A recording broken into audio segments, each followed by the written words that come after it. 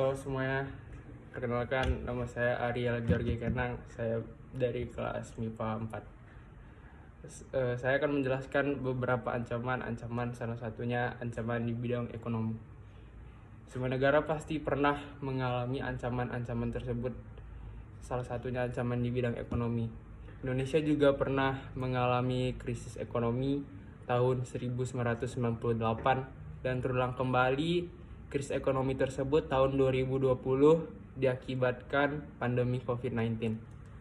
Contoh-contoh ancaman di bidang ekonomi.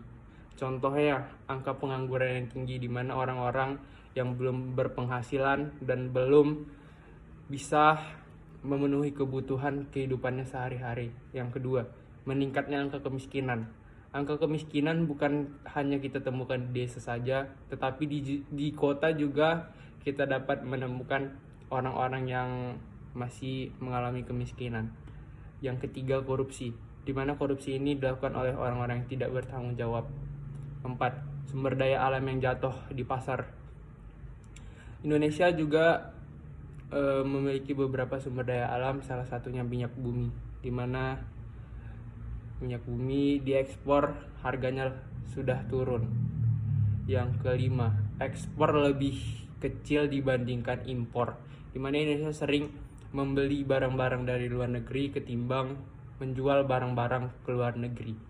Yang keenam, ekonomi dikuasai oleh negara-negara asing. Banyak ekonomi Indonesia yang masih dikuasai oleh negara asing. Penyebab dari semua itu adalah pendidikan yang rendah, di mana orang-orang yang putus sekolah dikarenakan mengalami ekonomi yang buruk.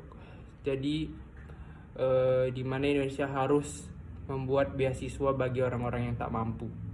Yang kedua, tanggung jawab rendah, di mana tanggung jawab rendah tersebut dilakukan oleh orang-orang yang korupsi, yang tidak memiliki tanggung jawab. Maka Indonesia harus memperketat peraturan-peraturan untuk orang yang korupsi. Yang ketiga, membangun sarana infrastruktur. Indonesia masih minim dalam sarana infrastruktur dan transportasi. Solusi dari bidang ekonomi tersebut adalah mengadakan tarif pendidikan yang lebih baik lagi, seperti mengadakan beasiswa bagi orang-orang yang tak mampu. Yang kedua, membangun sarana infrastruktur seperti jalan tol dan lain sebagainya. Terima kasih. Sekian dari saya penjelasan di bidang ekonomi.